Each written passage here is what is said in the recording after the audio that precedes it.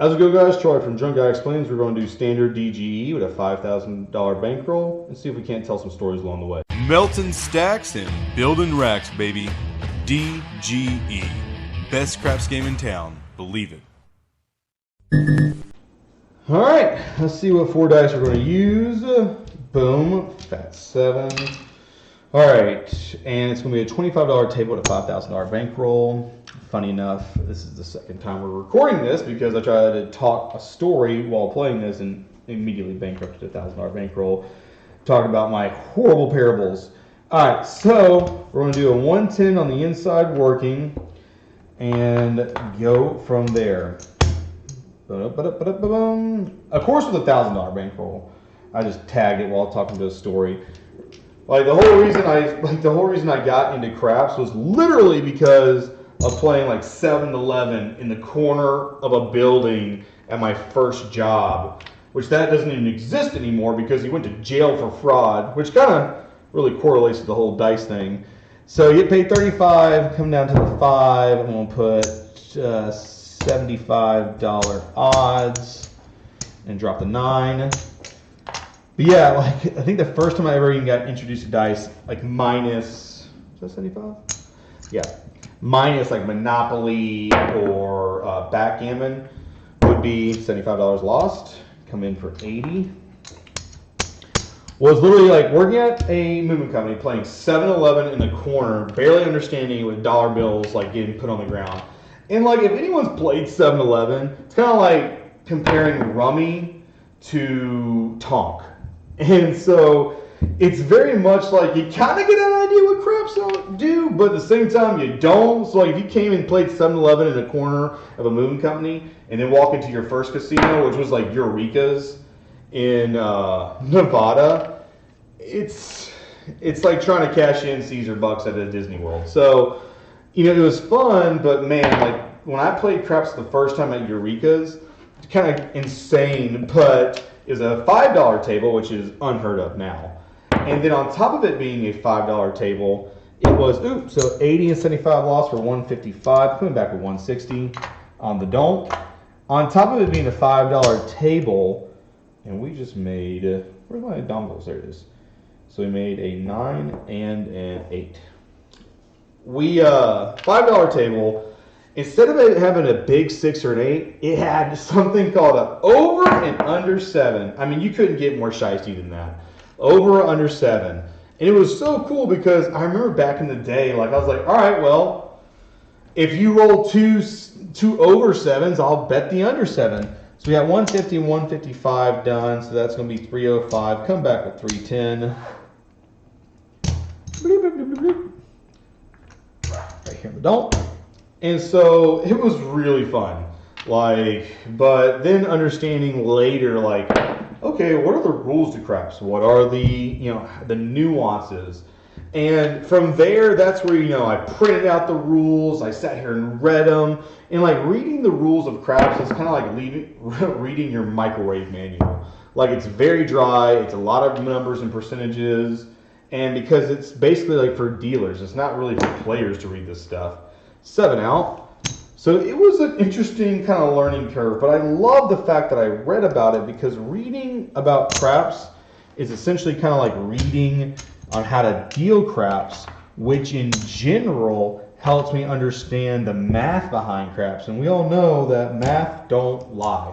And it's so beautiful that if you read some of these materials, you can really get an understanding, hold on, get some greens, of what's going on in the craps table. Because I can't tell you how many times I've talked to people and they're like, well, I've played craps on the computer, but they make all the bets for me. They make all the assumptions for me. They automatically take it out of my rack. And while that's good for speed's sake, because obviously you can tell there is a ton of back and forth I do with moving chips, it kind of pushes you off the idea of hey, where are these bets going? What are my chances of winning these bets?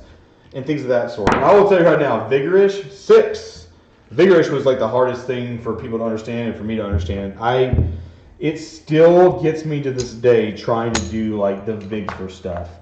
And sometimes I stutter step, but like I said, that first craps game, I remember this old lady, because I walked up and I had no idea what was going on. I was like, yeah, like, what do I do? I had $50 cash, my license. I didn't even trust myself to bring in the debit card.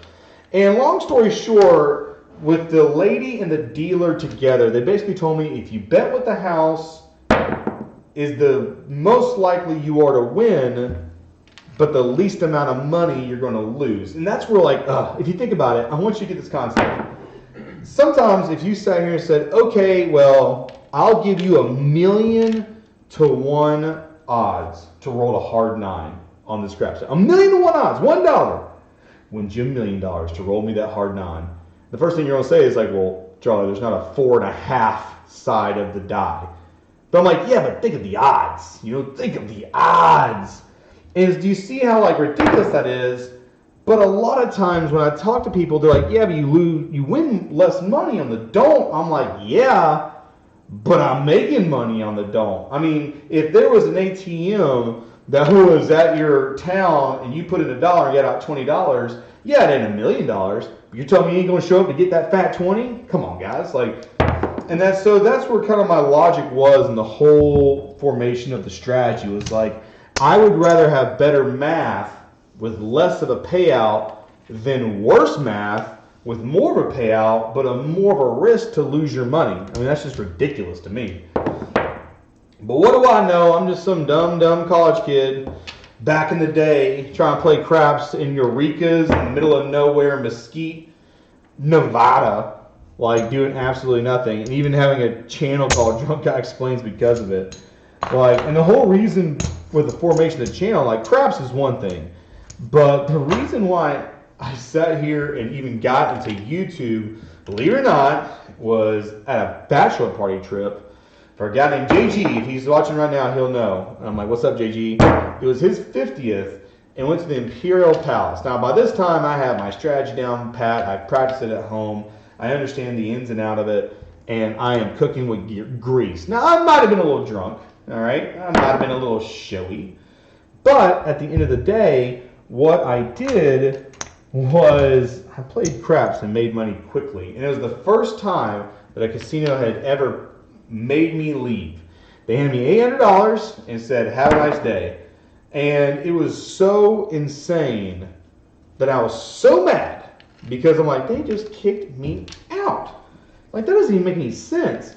And because of that, I was so sassy. I was like, you know what? I'm going to make a YouTube channel. I'm going to teach everybody what I do at a craps table because, yes, I might not be allowed back at the IP, but guess what? I can absolutely cost them money every single day. So, like, the general fact of people making money off my strategy or making money off the casino, like, just brings pleasure to my soul. Like, I want them to bankrupt. That sounds so, like, petty and evil, but, like, at the same time, like, they're making money and don't feel one bit bad about you doing stuff. So why not us feel the same reason? And, like, at the end of the day, too, whether you be a pass line player or a don't pass line player, a dark side or a light side, a newbie versus a veteran, it's never been player versus player. It's always been player versus house. So we're all on the same, basically we're all on the same team because we're all here to make money.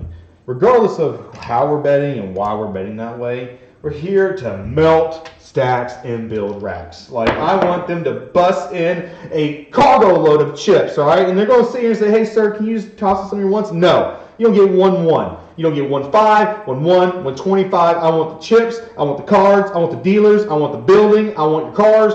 Everything. I ain't doing nothing for nothing. You can take this chip off my cold, dead body. I want them to shut down a cell tower because of the phone calls I'm making going to Ruth Chris to make some money. So I am not going to sit here and play the game of, oh, I took your money, casino. Hey, I will take your name. If I could sit here and name a casino like the Borgata DGE, I would. If they said, sir, we'll give you, I don't want anything. Money, cash, green is the only color I care here on the hill. But that's just me. You know, guys, I don't want to get too animated about it. But, like, you can't sit here and convince me enough. If, let's say, there was a don't player and a pass player or a light side player playing together, that you can't sit here and come together to take every dime for casino, get out of here. Like, listen, and that's the thing about it. Whether you piss left or right, like those pass line and don't pass line players, if we all have a good day, we all have a good day. Which is kind of ironic because there was a time, talking about pass and don't pass players, we had a DGE meetup in Vegas. And in Vegas, there was a moment where it took a very specific set of roles, but essentially everyone at the table, half the table is don't pass players, the other half is pass line players, everyone made an insane amount of money.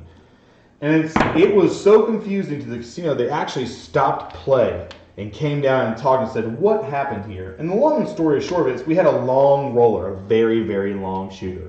Which in your mind, you're like, okay, long shooter, got it.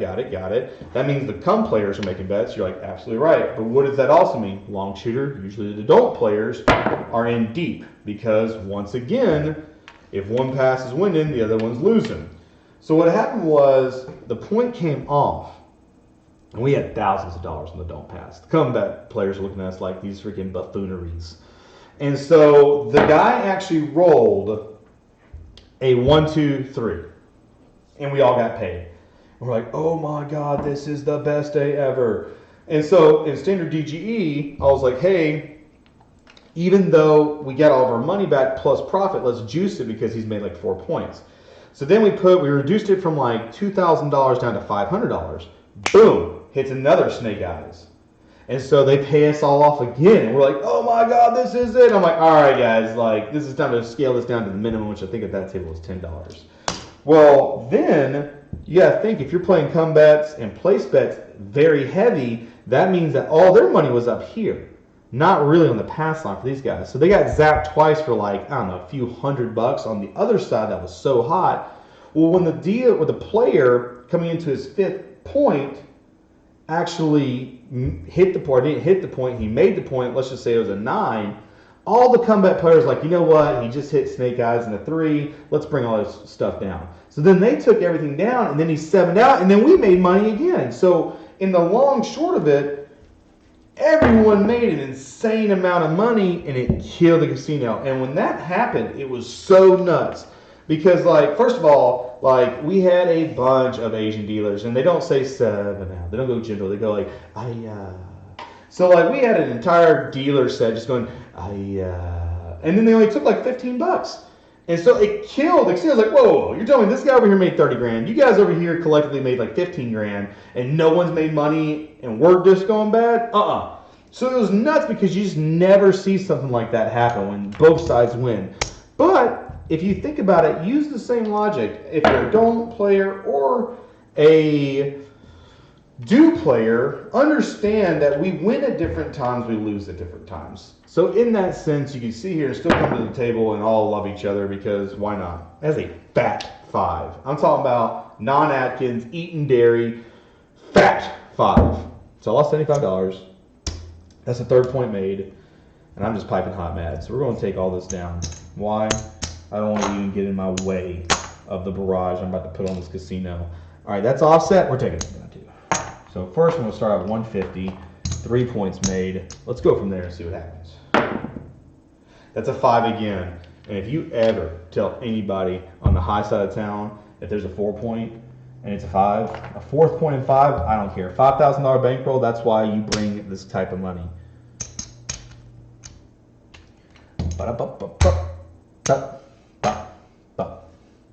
God, man, I can't math today. That's an 8, does nothing.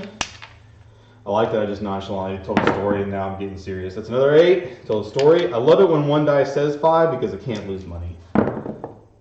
That's a 7 out. All right, let's talk about this 7 out real quick. Let's come to terms with this 7 out real quick. First is my contract bet, which is 150, so we're going to pay that. And then this is our odds bet. Well, 300 pays 200, 75 pays 50, and that's what you get, casino, for ever thinking to reach it in my rack and to do something crazy. This is the way you're supposed to tell stories. Not the first time, ain't that right, Eric? Tell stories with a big bankroll and just be gentle, be slow, and let the best bet win out. All right, we started with $5,000 in our sanity. We ended with a bunch of meaningless stories. That's 600, 800, that is 5,000. And let's see how we did. 1, 2, 3, 4, 425, 450, 475, 480, for $488 profit, all done at the last minute. So guys, this is Charlie from Drunk Guy Explains. Check you guys next time.